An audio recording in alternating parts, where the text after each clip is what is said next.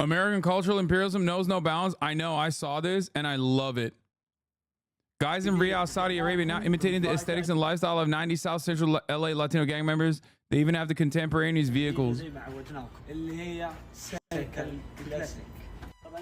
Bro, this is Saudi Arabia's attempt to also participate in the global Latina belt. Okay, this is them actively moving into the Latino belt. Okay, obviously, as you guys know, Egypt is a part of the global Latina belt.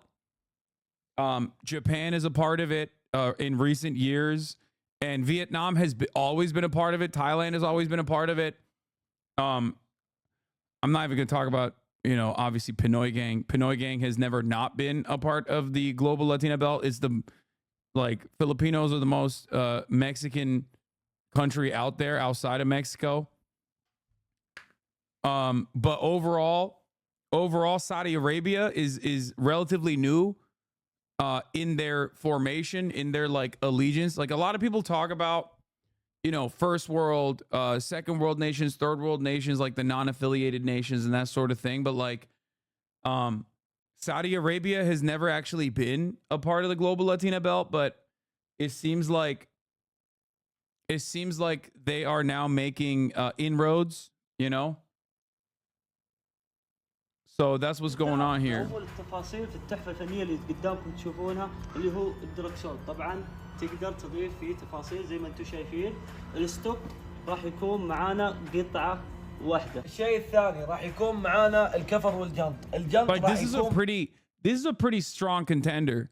Like, Saudi Arabia's geopolitical positioning and also allegiances with allegiances with the United States of America, and it's posturing in the region as an island for American imperialism has made it very difficult for them to be a part of the Latina belt, I think. But this is a strong case.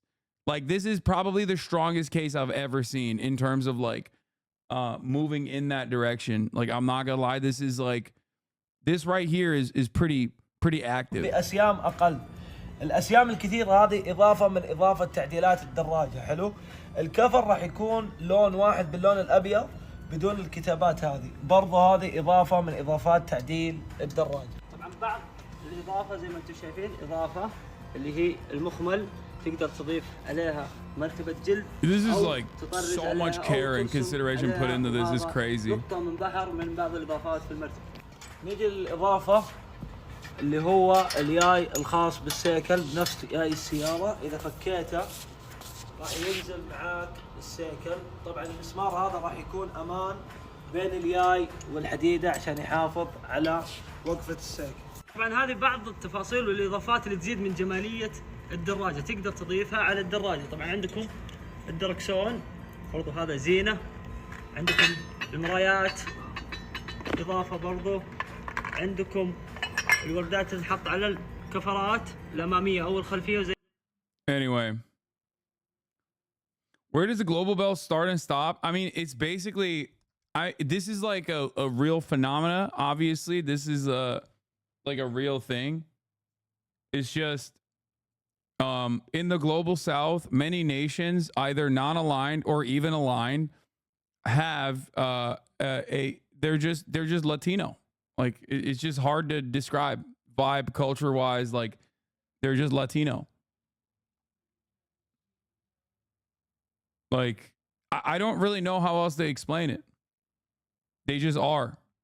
Attitude-wise, vibes-wise, aura-wise, people are just representatives of Chicano culture sometimes, you know what I mean? That's how it is.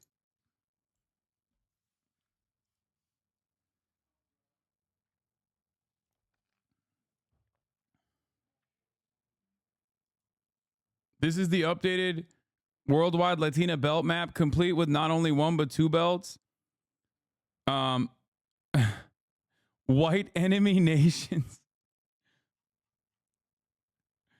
Latina Security Council standard Latina belt. Yeah. Yeah, no, this makes sense. Observer states winter Latina belt.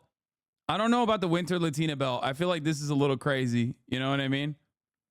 But standard Latina belt nations are obviously like, you know, pretty. I mean, it's right here, you know.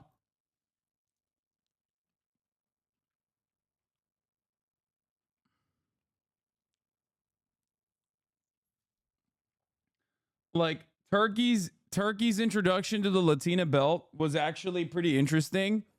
It's one of those countries that actually was not even supposed to be, like, it was because of its NATO alignment. It was almost considered to be a white enemy nation. But the only reason why it was introduced is because of Turkish telenovelas. Like, Turkish telenovelas made Turkey change its status from an observer nation, a white enemy nation, to an observer nation, to directly being a part of the standard Latina belt. Because, like, in many Latino households, you will see aunties watching Turkish telenovelas. Like, so because Turkish telenovelas is such an important cultural export of the nation state. It has become it has played a formative role in Turkish soft power, obviously, and it has basically become one of the firm, committed, standard Latina belt nations.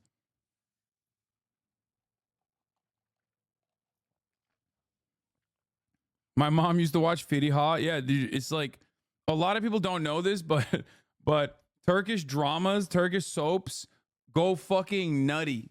Like, literally, they go nutty in all of these countries. All of these countries, every single one of them, Turkish telenovelas go crazy, okay? In the Arab world, for those of you who don't know, they're like 500 episodes per season. Every episode is like 3 hours long. I don't even know how they film it. Like, sometimes I feel like there's not enough time in the world, like, to actually be able to pump out this much content.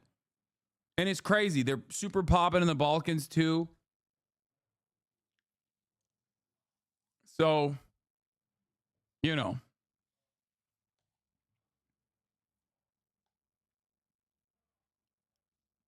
Are Mexicans Turkish? Yes. I mean, that's a classic, dude. What kind of question is that? Carnitas? Hello? Any nation that has shawarma, doner, with the exception of fucking Greeks, which make gyros, and that's very different, and a subpar product. Every nation that has the spinny meat that you slice off with a knife is Turkish in origin. That's just how it works. I don't make the rules, except for the fact that I made up that one. Okay, no, not carnita. Sorry, al pastor. I fucked it up. Not the Greeks.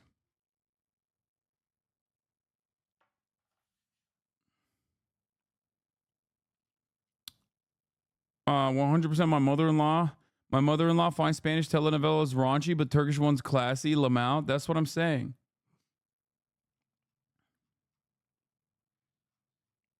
Anyway, socialism in a nutshell. Okay, bro. Jesus Christ. Whenever James Raybould makes a fucking video, I don't have to have like 1,000 of you send it to me. You know what I mean?